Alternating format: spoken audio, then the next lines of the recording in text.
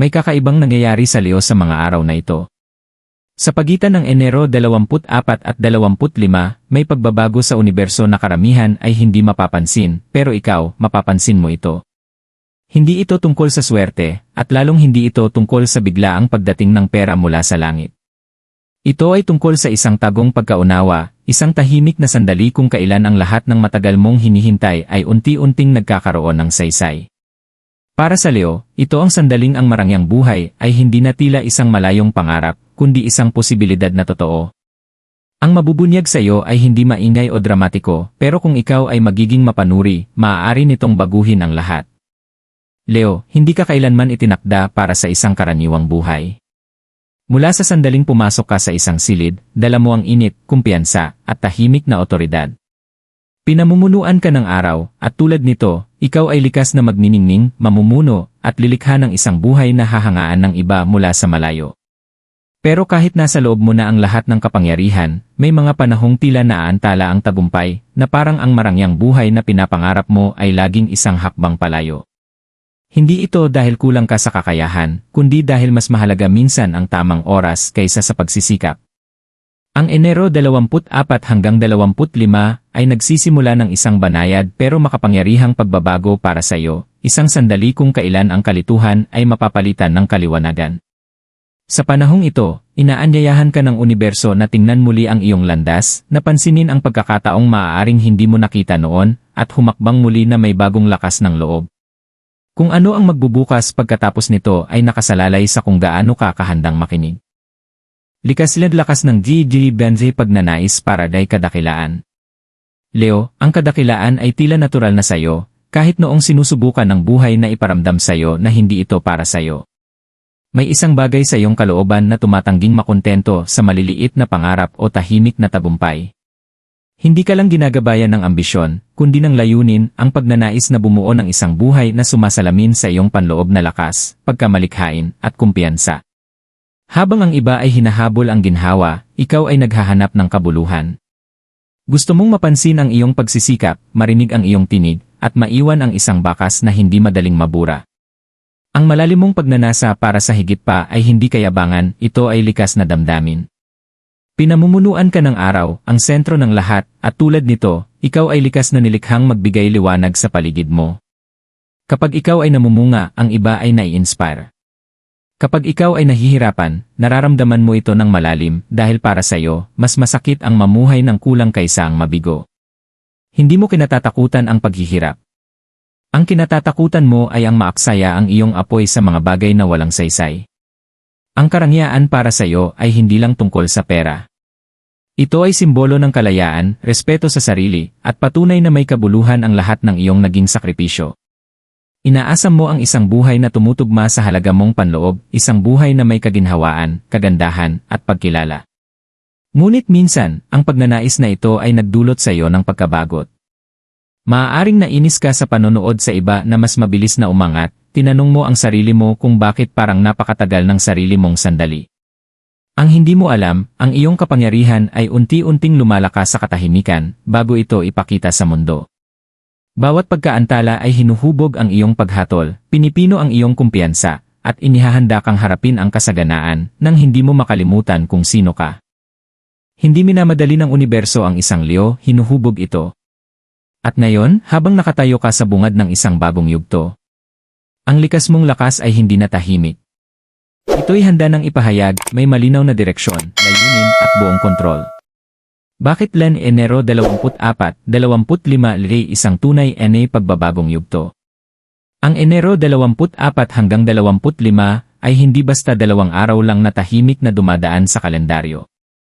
Para sa Leo, ang mga araw na ito ay may dalang banayad, ngunit makapangyarihang pagbabago sa enerhiya, mas nararamdaman kaysa nakikita.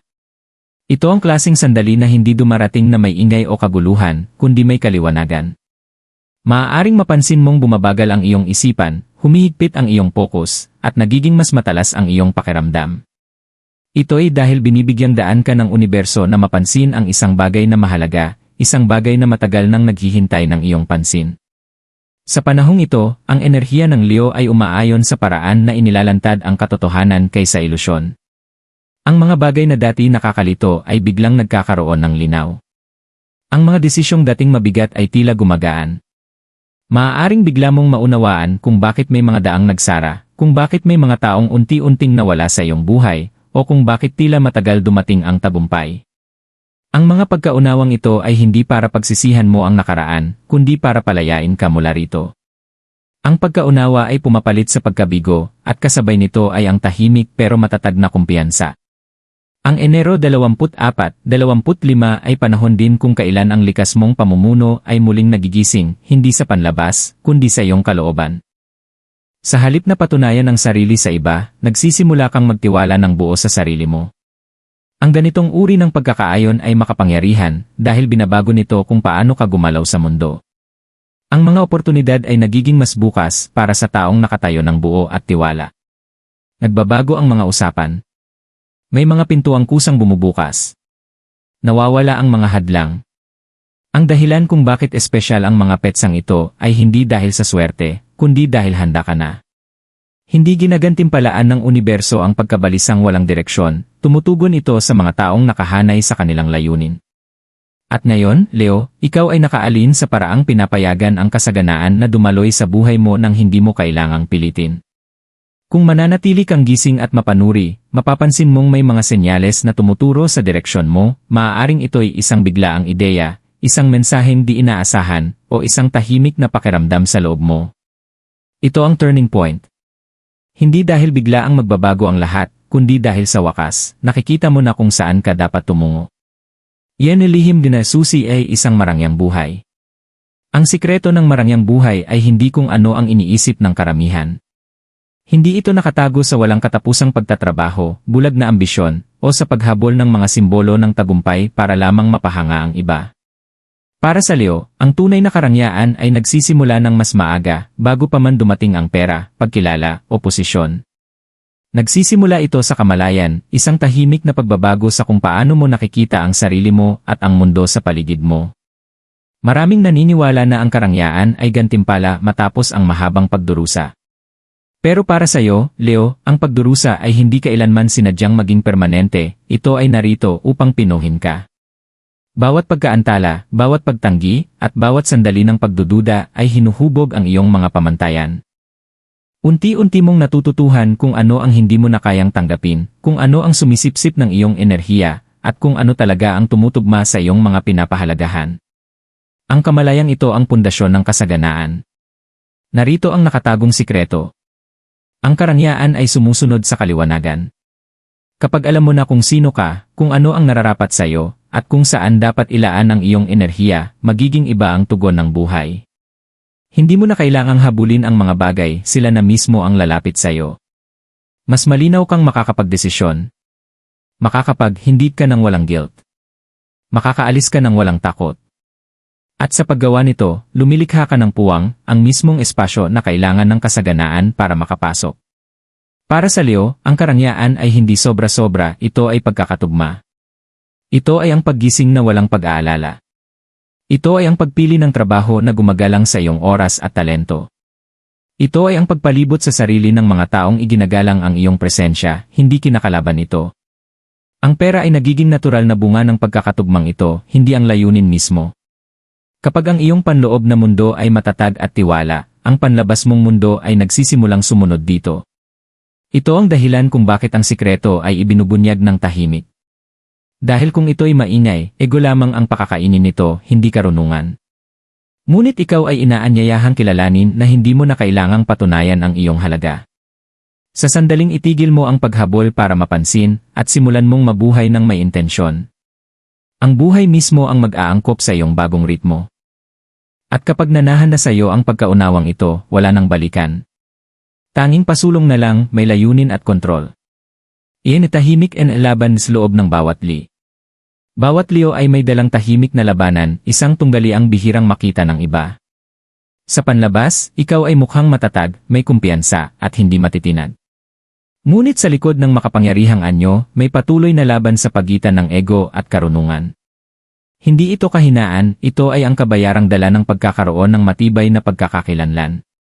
Alam mo kung ano ang kaya mong gawin, at gayon paman, minsan ay nahihirapan kang magtiwala ng buo sa sarili mo, kailangan mong marinig mula sa iba na ikaw ay sapat. Madalas lumilitaw ang labang ito sa mga sandaling kailangang magdesisyon. Isang bahagi mo ang gustong kumilos ng matapang, ang angkinin kung ano ang sa tingin mo'y nararapat sa'yo. Ngunit ang isa pang bahagi ay nag-aalinlangan, hindi dahil sa takot, kundi dahil sa pride. Maaaring ipagpaliban mo ang aksyon dahil gusto mong maging perpekto ang lahat, dahil nais mong ang pagkilala ay walang alinlangan, o dahil ayaw mong tanggapin ang anuman na mas mababa sa respeto.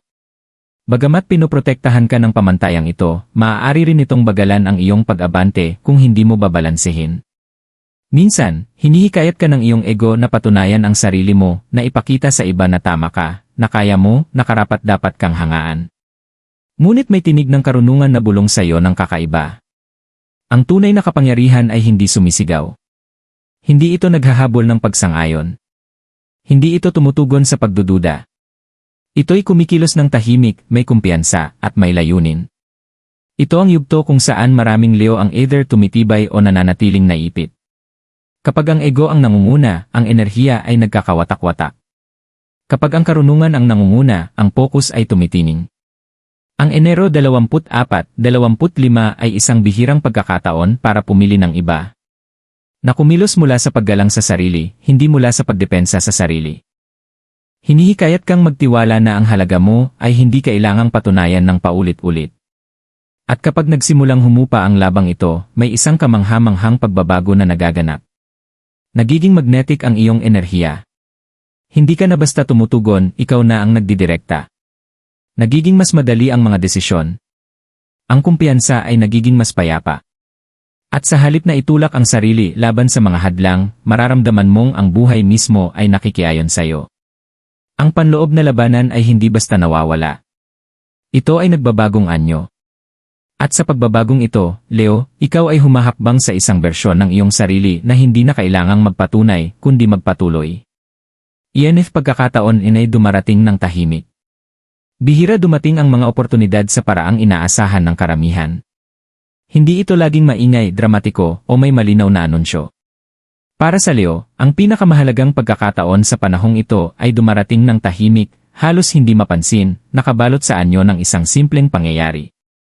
Maaaring ito'y isang kaswal na pag-uusap, isang maliit na ideya, o isang hindi inaasahang pahinga na nagbibigay linaw sa iyo. Kaya ngayon, mas mahalaga ang kamalayan kaysa sa pagmamadali. Maaaring makaramdam ka ng banayad na paghila sa isang bagong direksyon, isang landas na sa unang tingin ay hindi agad nagbibigay ng pagkilala o papuri. Sa simula, baka maramdaman mong masyado itong maliit para sa isang tulad mong may mataas na ambisyon. Pero ang pagkakataong ito ay hindi sinusubok ang iyong kumpiyansa, sinusubok nito ang iyong pasensya at pagiging mapanuri. Hinihiling nito na makinig ka imbes na magpakitang gilas, na magmasid ka imbes na agad-agad tumugon. Ang nagbibigay lakas sa pagkakataong ito ay ang oras ng pagdating nito. Ito'y lumilitaw lamang kapag handa ka ng kumilos ng walang ego. Kung sasalubungin mo ito ng may kayabangan o pagkainip, dadaan lang ito, tahimik. Pero kung sasalubungin mo ito ng may kuryosidad at kalmadong kumpiyansa, unti-unti itong magbubukas sa paraang hindi mo inaasahan.